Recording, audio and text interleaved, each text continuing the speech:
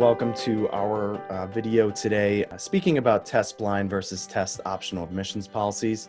I'm joined by Molly Bogle. Molly is the Assistant Vice President for Enrollment at Dickinson College. Molly, thank you for joining us today. Happy to be here, Jonathan. Thank you so much for the opportunity. Absolutely. So Molly, for those of us who, for those watching who may not be as familiar with Dickinson College, tell us a little bit about Dickinson and some things that you'd like folks to know about the college. Yes, absolutely. I mean, any admissions professional could talk at length about their college because you choose a place and you invest in it because you really believe in it. And for me, Dickinson is this incredible small liberal arts institution located in central Pennsylvania with a history and a tradition and a mission that I think is so central to where we are and what we need. The college was founded in the late 1700s, one of the oldest schools in the nation. So its kind of presence is felt in so many national, international spaces. It is a community that pulls together a national and international student population. And its focus is really at the heart, preparing students with a useful education for the common good. And that ties back to its founding, it ties back to its purpose. That we believe students through a rigorous liberal arts education that focuses on global engagement, global citizenship, values, and understands sustainability and sustainable practice, and also centers civic engagement in its work, that a place like that can prepare students to go into the world and do well, find great success. Our alums are leading in every industry. They're an incredible cohort of individuals who are making positive change. So do well, but do good also. You can do all of this in a way that contributes positively to the lives and experiences of others. And so, it's a place that attracts students who are interested in being really engaged in their community, who are problem solvers, who are the types of students who ask big questions and they seek and contribute to big answers. So again, small school, entirely undergrad, about 2,200 students, and a place that is truly invested in that individual student experience and has some really exciting kind of outcome stories to share too. So I would invite anyone who's interested in that and excited about that to come and experience campus, to see it. Actually, we've been pretty open with visitors. And also a lot of virtual programming as well. So thank you for the opportunity, Jonathan. I will stop there because I could truly go on forever, but as you can see. Well, we appreciate it. No, absolutely. And yes, certainly anyone watching, definitely check out the Dickinson website, or also right on the Private College 529 website. We have a link directly to the Dickinson site as well. So, so let's jump right in. Test optional and test blind admissions policies. For folks watching, we know that it's part of the admissions process, but what exactly do each of these mean, and how do they fit into the larger admissions decision process? Mm-hmm. Yeah, such a good question.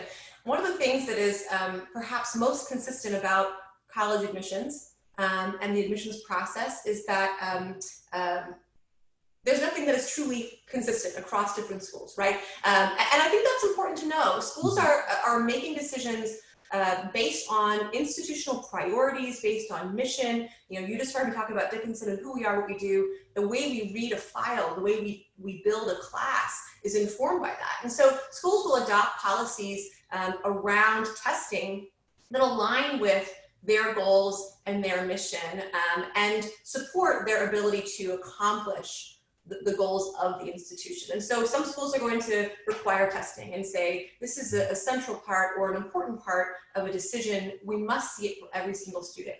And so those schools are test required institutions. There are a number of schools, and this dates back to, oh my gosh, the 80s for Dickinson, the early 90s, that have said, the way we read your application, the way we craft a community is one that allows us to review and make a decision about your file, you as a student, without a test score. So we're saying, here's an application. It's got a lot of stuff in it. It's got your transcript, recommendation letters, maybe you did an interview, your essay, your engagement in your community, and then testing. If you choose to submit that, and if that's something you want us to see and review, then submit it. But if you, for any reason, for whatever reason, would say, this is not an indication of my ability to be successful. This is not a reflection of me as a a student or a person, then you can choose to not submit that score. And so that test optional means truly, it's up to you. Do you want us to see it or not? And schools tend to, and really will, give good guidance on what that looks like.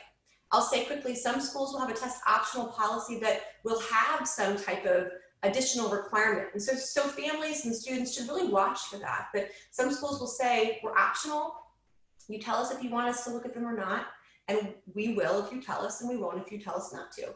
Some schools will say, we're test optional, but we're going to ask you to submit a piece of writing in place of that, of where the test would be, maybe a piece of academic writing. And so look at the fine print of an optional policy, because as I said, you know, there are no things that are just kind of cookie cutter. In the college admissions process, you have to really do your research. So test optional allows you to apply with or without a score, and to be reviewed in that way.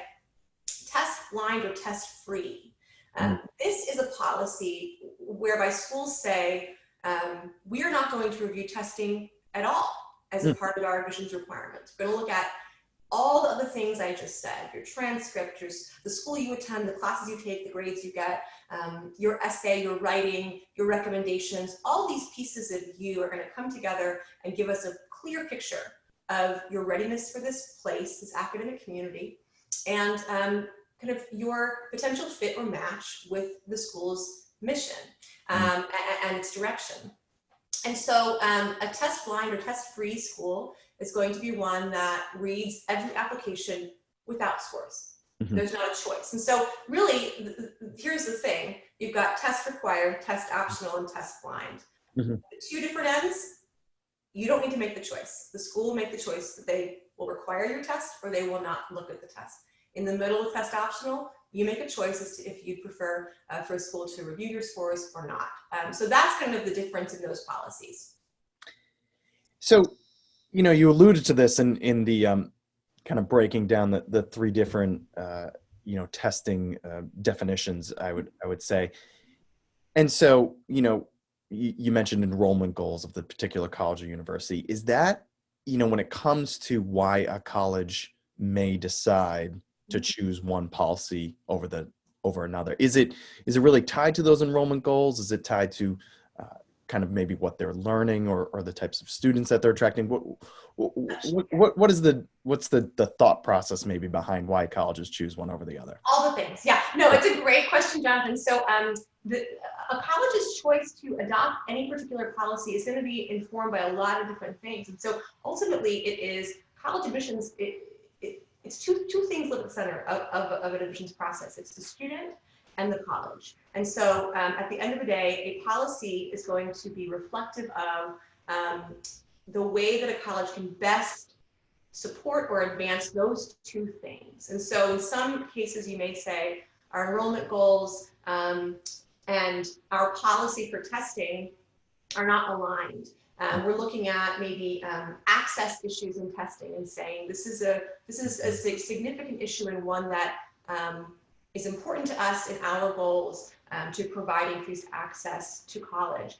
And so by requiring testing, for example, perhaps you'd say it's not supporting those goals. And so you would adopt a policy based on a few things. One, kind of the goals of the institution, right? What your college aims to accomplish. And that can be the priorities of the school as kind of delivered to you by the board and the leadership of the institution. You know, additionally, it can be driven by circumstance. And so this is a great example right now, as we think about Dickinson's been test optional since the mid-90s, since 1994. So long before the students who would be impacted by this video, long before they were born, the college said, this is not typically, right, this is not an indication of your ability to be successful over 4 years, but your grades are. So if you want to submit, and if you don't, we really don't need them. So yeah, it's driven by enrollment goals. It's driven by enrollment philosophy. What is your philosophy as an institution? What do you believe? When you sit down and you read an application, what are you looking for? And what is the college driving you towards? And then it can be informed by circumstance, as we're seeing.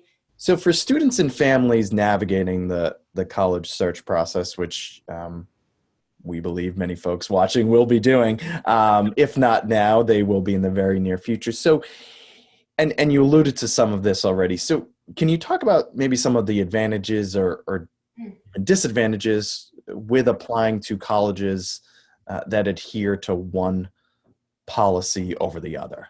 Yeah. So I think that, yeah, it's such a good question. And what your question asks too, Jonathan, is it reminds families, parents, students who'd be watching this that this process begins with you, the student. It has to Mhm. start with you. It can't start with what are the colleges out there. What's the one school I always thought I would go to, since the fourth grade. It has to start with you. Who are you? What do you value? What are your future goals? And even if you don't know them, what are you curious about? So as you look at a policy, any admissions policy at a school, you first want to understand, how does this apply to me? And how does this tie in to what I'm looking for and what my goals are? And so, I think the advantage really comes in as you think about what those goals are. Mhm.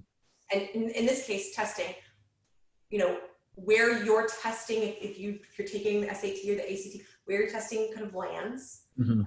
what a school's policy says about how they'll use that information, and Right. what that potential outcome could look like for you. And so if your top school, and you've said this is really where I want to be, is a school that requires testing, you have to go into that process knowing that, with your eyes open to it and understanding to the best of your ability by using college testing means and averages, where you might land, knowing that a test is a piece of a much larger puzzle. It's not the only thing a college is going to make decisions about, but you have to know how it impacts you. And so I really would say advantage, disadvantage is so personal. Yeah. It truly is driven by what you're looking to accomplish and what you're doing.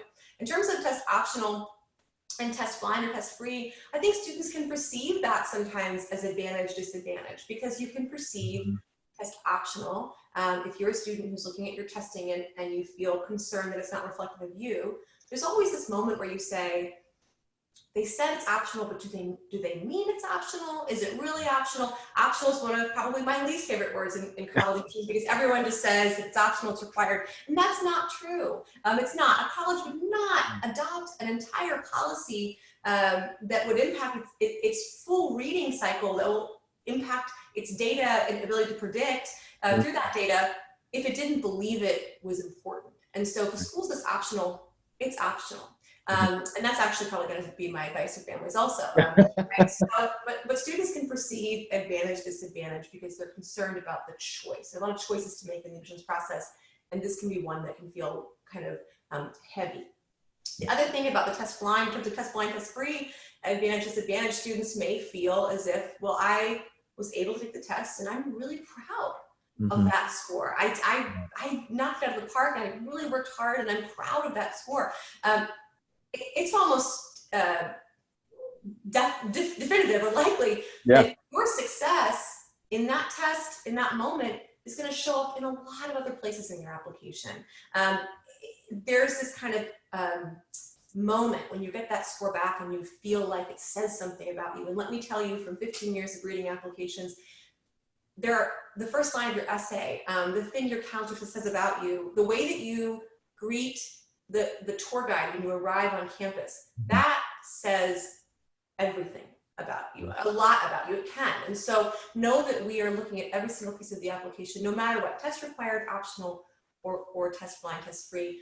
We're trying to understand who you are so it can contribute to those final goals. And so I guess I would say disadvantage, advantage is going to be personal. Yeah.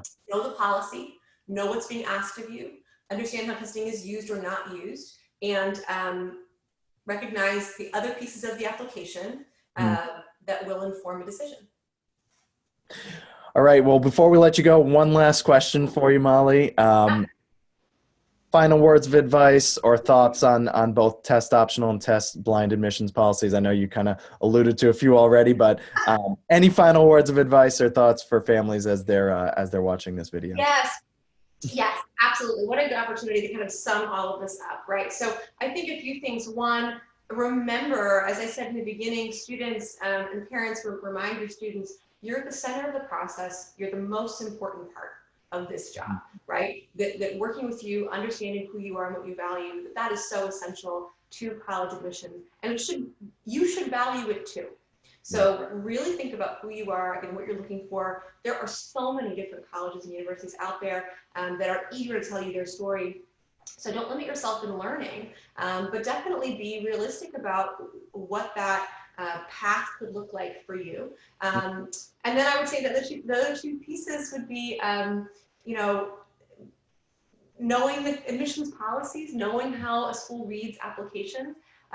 It may not change, it may or may not change the way that you submit an application, but I think to assume that an application just kind of is a, here's all the stuff and there it is and tell me what you think. You can be an engaged participant in that process by knowing how Right. are different pieces of the application used. When you say you're optional, is there any fine print on that? As I mentioned before, is there a required essay or a minimum GPA, or is there something that we need to know about that that would be important to making that decision? And so I think being informed kind of consumer of the college search, recognize at the end of the day that you, student, you are the most important part of this. It starts with you. You begin this, you journey through it, and you conclude it. And we are here to do our very best to help you find if that fit with our institution is the fit. We're here to really help make that, facilitate that, and to support you as best we can in that. So, yeah, that's all. Excellent. Well, thank you, Molly. This was excellent information. For anyone watching, be sure to check out Dickinson website. Check out Private College 529 to look at all of the schools that are part of the plan. And I think those are great words of advice about the personal process and kind of really understanding you as the individual education consumer. So, Molly, thank you for the time this morning, and have a good day, everyone.